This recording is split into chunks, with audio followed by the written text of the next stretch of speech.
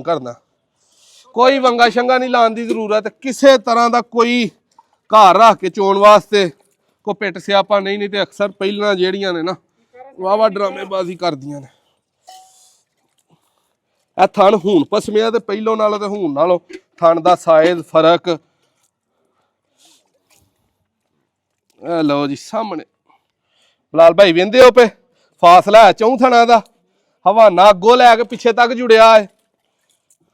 ਇਹ ਹੀ ਝੋਟੀ ਜਿਹੜੇ ਵਪਾਰੀ ਮੰਡੀਆਂ 'ਚ ਡੱਕਾ ਲਾ ਕੇ ਛੱਡਦੇ ਨੇ ਕਿਤੇ ਨੂੰ ਡੱਕਾ ਲਾਇਆ ਹੈ ਤੇ ਇੱਥੇ ਦਾ ਹਵਾਨਾ ਆਈਏ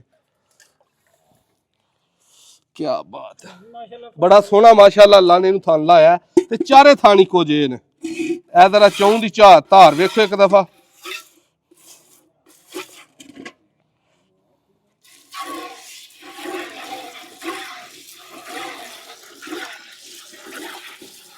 ਪਹਿਲਾਂ ਦੀ ਧਾਰ ਦੋਸਤੋ ਹਮੇਸ਼ਾ ਜਿੱਥੋਂ ਵੀ ਲਵੋ ਬਣਾਣੀ ਪੈਂਦੀ ਹੈ ਬੜੇ ਪਿਆਰ ਨਾਲ ਝੋ ਝੋ ਕੇ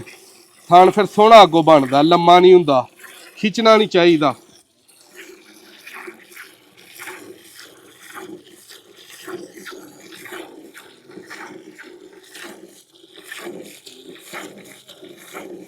ਦੁੱਧ ਝੋਟੀ ਦੇ ਕੋਲ ਆ ਸਾਹਮਣੇ ਚੋ ਕੇ ਤੁਹਾਨੂੰ ਦੱਸਨੇ ਹਰ ਦਿਨ ਮਾਸ਼ਾਅੱਲਾ ਥੋੜਾ ਝੋਟੀ ਦੁੱਧ ਵੱਧਦੀ ਹੈ ਪਈ ਮਿਰਚ ਮਸਾਲਾ ਵੰਡਾ ਛੰਡਾ ਇਹਨੂੰ ਕਿਸੇ ਤਰ੍ਹਾਂ ਦਾ ਹਾਲਾ ਕੋਈ ਨਹੀਂ ਦਿੱਤਾ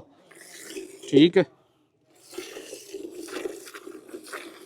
ਗੰਡੇ ਜਿੱਦਣ ਬਸ ਆਈ ਹੈ ਕਿ ਲੱਥੀ ਉਦਣ ਇਹਨੂੰ ਘੁੱਟ ਦਿੱਤੇ ਨੇ ਪਹਿਲਾਂ ਝੋਟੀ ਜਿਹੜੀ ਦੁੱਧ 13-14 ਕਿਲੋ ਕਰ ਜੇ ਨਾ ਵੱਡੀ ਭਲਵਾਨ ਝੋਟੀ ਹੁੰਦੀ ਹੈ ਰੇਟ ਇਸ ਝੋਟੀ ਦਾ ਜਿਹੜੇ ਭਾਈ ਨੂੰ ਫਾਈਨਲ ਚਾਹੀਦੀ ਹੈ 5,60,000 ਦੀ ਮਿਲਣੀ ਹੈ ਤੇ ਜਿਹੜੇ ਭਰਾਵਾਂ ਨੇ ਡਿਮਾਂਡ ਪੁੱਛਣੀ ਉਹਨਾਂ ਲਈ 7 ਲੱਖ ਰੁਪਇਆ ਸੌਦੇਬਾਜ਼ੀ ਵਾਲੇ ਭਰਾਵਾਂ ਲਈ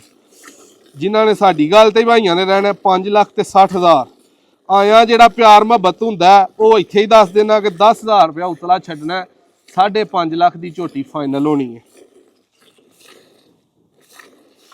ਦੁੱਧ ਜਿਹੜਾ ਚੋਲਾ ਨਾ ਵੀਡੀਓ ਹੀ ਤੁਹਾਡੇ ਸਾਹਮਣੇ ਇਸ ਦੁੱਧ ਦੀ ਤੁਹਾਨੂੰ ਗਰੰਟੀ ਹੋਣੀ ਹੈ ਕਿ 2 ਟਾਈਮ ਇੰਨਾ ਹੀ ਨਹਾ ਕੇ ਚੋ ਲਵੋ ਪਾਸ ਕਰ ਲਵੋ ਆਪਣੀ ਤਸੱਲੀ ਕਰ ਲਵੋ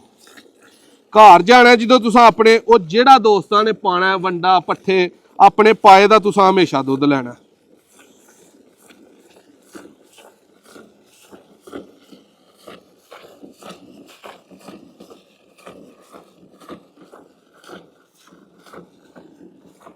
ਲਾਲ ਭਾਈ ਵੀਡੀਓ ਚੰਗੀ ਬਣਦੀ ਹੈ ਭਾਈ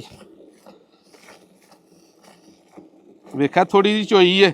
ਤੇ ਧਾਰ ਖਿੱਚ ਕੱਤੀ ਹੈ ਪੂਰਾ ਕਰੀਬ ਲਿਆਓ ਨਾ ਯਾਰ ਜ਼ਰਾ